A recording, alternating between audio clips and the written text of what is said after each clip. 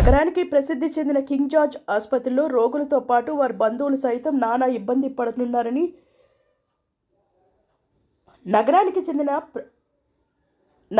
ప్రసిద్ధి చెందిన king George ఆసుపత్రిలో రోగులతో పాటు వారి బంధువులు సైతం నానా ఇబ్బందులు పడుతున్నారని, కనీసం అత్యవసర పరిస్థితిలో ఉన్న రోగులను ఎక్స్రే స్కానింగ్ సైతం తీసుకెళ్లడానికి స్ట్రెచ్చర్స్, వీల్ చైర్స్ లేకపోవడం పక్కన పెడితే అవి దొరికినా తీసుకెళ్ళడానికి కనీసం అటెండర్స్ కానీ వార్డ్ బాయ్స్ కానీ లేకుండా తీసుకుని వెళ్ళడం రాక చాలా ఇబ్బంది పడుతున్నామని, ఏదో కష్టపడి ఎక్స్రే స్కానింగ్ వార్డుకు తీసుకెళ్ళినా సరే 2 రోజులు పడుతుంది.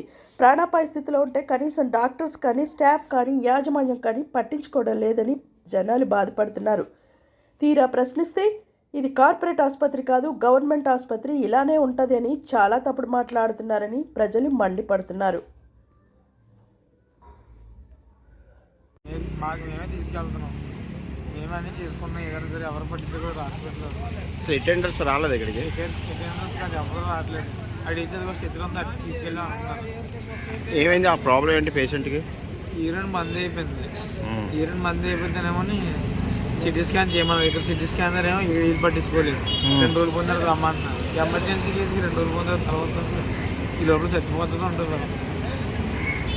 ఎప్పుడు జాయిన్ చేశారు హాస్పిటల్లో? నైట్ 1 గంటకి. అసలు డాక్టర్లు చూసారా? డాక్టర్లు చూసి వాళ్ళే కామెడీగా మాట్లాడుకున్నారు. వాళ్ళే. మీకు అటెండర్స్ ఇవ్వలేదు ఎవరిని? ఎవరు లేదు సార్, ఎవరు. ఆ స్ట్రెచెస్ ఎక్కడి నుంచి పట్టుకెళ్ళింది మీరే? రిసెప్షన్లో ఏమో నర్సింగ్ దగ్గర అడగమన్నారు. అడిగిన తర్వాత ఏమో అదే చిత్ర ఉంటుంది, అట్టుకెళ్ళిపోయిన వస్తుంది అంతే. ఓకే.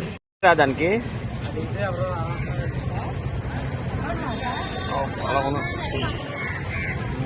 పట్టించుకోవట్లేదా హాస్పిటల్? ఎక్కడి నుంచి తీసుకెళ్తున్నారు మీరు? ఎమర్జెన్సీ